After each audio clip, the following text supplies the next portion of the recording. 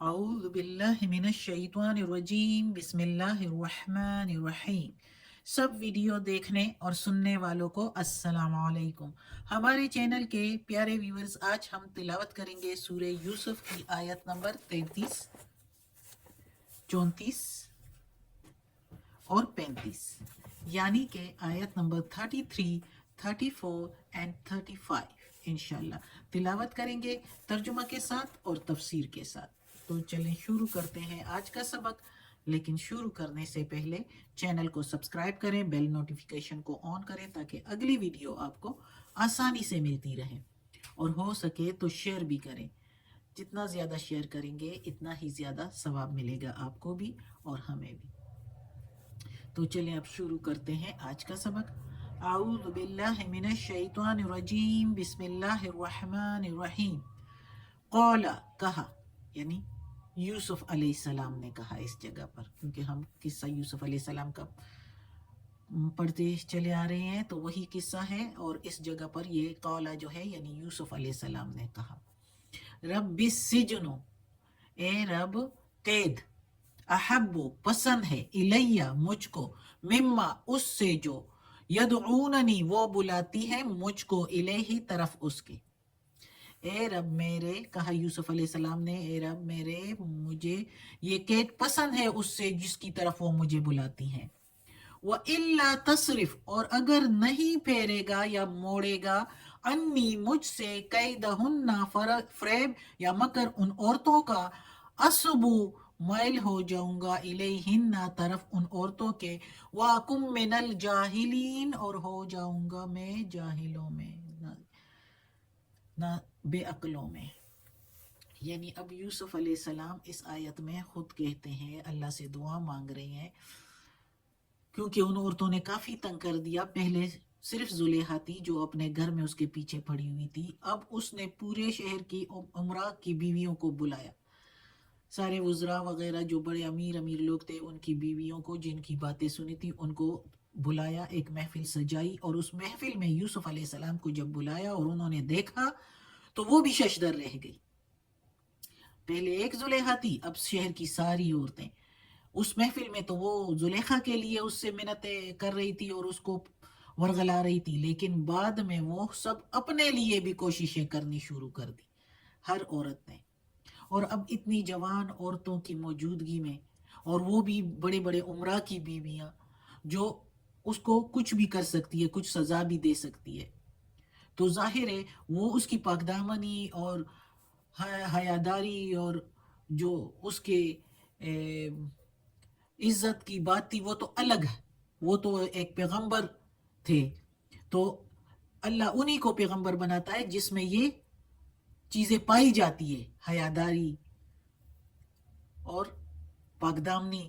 یہ وہ ان کی طرف مائل ہو ہی نہیں سکتا تھا کہ وہ ایک پیغمبر تھے، لیکن وہ عورتیں اپنی چال اور فریب کے ذریعے اس کو ان چیزوں میں مبتلا کر سکتی تھی، تو اس لیے وہ کہتا ہے کہ میں اگر ان کی طرف ہو گیا تو میں تو جاہلوں میں سے ہو جاؤں گا، یعنی کہ اتنا اللہ نے علم اور سب کچھ دیا ہے، سمجھ بوجھ دی، تو اس کے باوجود میں بے عقلوں میں سے ہو جاؤں گا، کہ عقل ہے لیکن، اور میں چاہتا بھی نہیں ہوں، لیکن یہ عورتیں مجھے نہیں چھوڑتی۔ اب تو ہر گلی، ہر کوچے میں اس کے آگے عورتیں کھڑی تھی اور وہ اس کو پیغام دے رہی تھی کہ آؤ، اور گھر میں زلیخا، تو تنگ ہو کر بہت زیادہ ان عورتوں سے، جو وہ عورتیں ان کو جس طرح پچھلے آیات میں بھی ہم نے پڑھا، سبق میں ہم نے پڑھا کہ یوسف علیہ السلام کو سمجھانے لگی کہ بے عزت ہو جاؤ گے، یعنی وہ اس کو کس کس قسم کی دھمکیاں دے رہی تھی، اور حالانکہ سب کو یہ بھی پتا تھا کہ وہ پاک دامن ہے، حیا اس میں کوٹ کوٹ کے بھری ہوئی ہے، اس کے باوجود ظاہر ہے وہ تنگ، آخر انسان کہاں تک اپنے آپ کو بچائے، خود نہ بھی کرنا چاہے تو لوگوں کی زبردستیاں، تو اس لیے اس نے کہا کہ اللہ تعالیٰ سے کہ یہ قید مجھے پسند ہے اس سے جس کی طرف یہ عورتیں مجھے بلاتی ہیں، حالانکہ اپنے لیے برائی کی دعا نہیں کرنی چاہیے اپنے رب سے، جو مصیبت ہو اس کو ٹال دینے کی، عافیت مانگنے کی دعا کرنی چاہیے۔ حدیث میں ہے کہ मोहम्मद सल्लल्लाहु अलैहि वसल्लम एक शख्स को, गुजरते हुए एक शख्स को देखा और सुना कि वो अपनी दुआ मांग रहे हैं और कह रहे हैं कि ए अल्लाह, मैं तुझसे सब्र मांगता हूँ। तो आप सल्लल्लाहु अलैहि वसल्लम ने फरमाया कि तुमने तो अल्लाह से बला बला की तलब की है, यानी मुसीबत की तलब की है, मुसीबत मांगी है, मुश्किल मांगी है, क्योंकि सब्र तो बला पर ही होगा ना, यानी कोई मुसीबत होगी तो सब्र मांगा जाएगा ना। तो अब तुम आफियत के लिए दुआ मांगो, ये हदीस है। तो यानी सब्र जो है वो तब मांगा जाए, कोई मुसीबत हो उस पर सब्र मांगा जाए, कोई मुश्किल हो उस पर सब्र मांगा जाए। ऐसे ही सब्र मांगा जाए तो वो भी समझो आपने अपने लिए मुसीबत मांग ली कि उस मुसीबत पर सब्र आ जाए। तो यूसुफ अलैहिस्सलाम ने अपने लिए इस मुसीबत को जो है एक्सेप्ट कर लिया, यानी कैद को इस औरतों पर। और फिर आगे ये भी है ना कि जो अल्लाह की मर्जी, जो किस्मत होगी वो तो मिलकर ही रहेगी, लेकिन अपने लिए दुआ बुराई की नहीं मांगनी चाहिए, अच्छाई की, आफियत की मांगनी चाहिए। तो इस जगह पर फिर उसने उस औरतों से, इतनी औरतों से, और फिर बड़े बड़े उमरा की औरतों से और बादशाहों की औरतों से तंग आकर उसने ये दुआ मांगी। तो आगे हम देखते हैं कि अल्लाह ताला क्या कहता है, फस्तजाबा लहू, फिर कबूल की गई उसकी, रब्बुहु, उसके रब ने, फिर यानी दुआ कबूल कर दी उसके लिए उसके रब ने, रब्बुहु, उसके रब ने, फसरफा, फिर मोड़ दिया या फेर दिया, अनहु, उससे, कैदहुन्ना, फ्रेब उन औरतों का, उनका यानी फ्रेब उनका यानी उन औरतों का, हुन्ना औरतों के लिए आता है। इन्नहु, बेशक वो, हुवा समीउल अलीम, कामिल सुनने वाला और कामिल इल्म वाला है, यानी अल्लाह ताला कामिल सुनने वाला और कामिल इल्म वाला है। अब इस आयत में अल्लाह ताला कहता है कि उसके रब ने उसकी दुआ कबूल कर दी, यानी कर ली कैद की दुआ, और औरतों से, औरतों के फ्रेब से बचने की दुआ। तो अल्लाह ताला ने उसकी दुआ कबूल कर दी। तो अल्लाह ताला कहता है कि उसके रब ने, तो उसका रब कौन, अल्लाह, अल्लाह ने उसकी दुआ कबूल कर ली और फेर दी उन औरतों का फ्रेब उनसे, यानी यूसुफ अलैहिस्सलाम से, कि जब वो कैद में चला गया तो जाहिर है औरतें इसी तरह रह गई, कैद में तो उसके पीछे नहीं जा सकती थी जेल में, तो उसको कैद कर लिया गया और वो औरतों के फ्रेब से इस तरह बच गया। तो अल्लाह ताला कहता है कि अल्लाह दुआ कबूल करने वाला और कामिल सुनने वाला और इल्म वाला है अपने बंदों की, जो उसकी तरफ जाते हैं, अल्लाह से मांगते हैं तो अल्लाह फिर देता है। तो अल्लाह ने उसकी दुआ कबूल कर दी और उन औरतों से बचा लिया।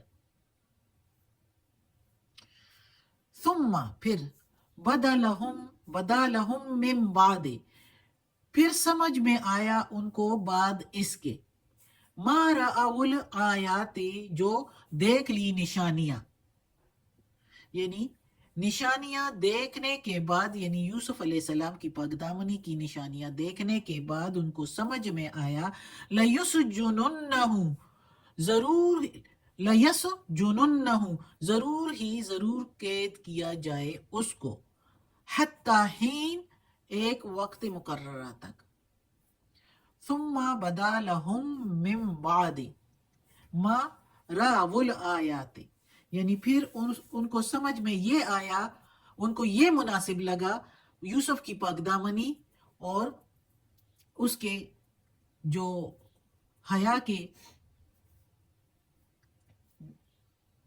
जो किस्से और वो वाकयात उस वक्त हो गए, जैसे जुलेखा का पीछे भागना और दामन का फाड़ देना, और उन औरतों ने जो हाथ अपने काट दिए, ये सारे किस्से वाकये देखकर और यूसुफ अलैहिस्सलाम की पाकदामनी देखकर, इफ़्फ़त और हयादारी देखकर उन्होंने क्या मुनासिब समझा, उन्होंने ये मुनासिब समझा कि इसको कैद किया जाए, क्योंकि सब बड़े बड़े उमरा की बीवियां उस पर अब जान देने लगी और सारी उनकी औरतें बदनाम होने लगी। तो इसलिए वो अपनी औरतों को बचाने के लिए, और औरतों ने चूंकि उनको धमकी भी दी थी, तो अपनी औरतें भी उनकी बदनाम हो रही थी, तो उन्होंने यूसुफ अलैहिस्सलाम को मुनासिब समझा कि कैद में किया जाए तो ये सारी औरतें भूल जाएगी और इस किस्से को सारे शहर के लोग, मर्द औरत, भूल जाएंगे। तो कुछ वक्त के लिए इसे कैद किया जाए, और चूंकि ये बेकसूर है तो फिर इसको آزاد کر لیا جائے گا. اس وقت مناسب یہ ہے کہ اس کو قید کیا جائے. تو اس لیے پھر اس کو انہوں نے قید کر لیا. بادشاہ نے بھی، عمرہ نے بھی، عزیز نے، سب نے یہی مناسب سمجھا کہ اس کو قید کیا جائے. صدق اللہ العظیم. آج کا سبق ختم ہوتا ہے. انشاءاللہ اور قصہ پھر پڑھیں گے اللہ کے اس کلام میں. تو اللہ ہمیں توفیق دے کہ ہم یہ قرآن مجید کا ترجمہ مکمل کریں اور اس پر عمل کرنے کی توفیق دے. یہ قصے کہانیاں ایسی نہیں ہیں کہ ہم اس کو سن لیں اور بس یہ قصہ سن لیا، مزہ آ گیا. اس سے سبق لینا چاہیے کہ اس سے ہمیں کیا سبق ملتا ہے. اللہ ہمیں اس قرآن مجید پر عمل کرنے کی توفیق دے. یا اللہ، یا پروردگار، یا رب العالمین، یا مالک یوم الدین، یا اللہ کل شین قدیر. یا اللہ، یہ تیرے کلام قرآن مجید کی تلاوت کی ہے ترجمہ اور تفسیر کے ساتھ. اس میں کوئی غلطی ہوئی ہو تو معاف کر دینا. یا اللہ تو معاف کرنے والا مہربان ہے. زیر زبر پیش میں، تلفظ میں، یا اللہ تو معاف کرنے والا ہے. یا اللہ ہمیں عافیت والے معاملات دے. ہماری بیماریاں، تکالیف، پریشانیاں اور برائیاں، کمزوریاں ہم سے دور کر دے. یا اللہ ہمیں اپنے نیک اور صالح لوگوں میں شامل کر دے. آمین.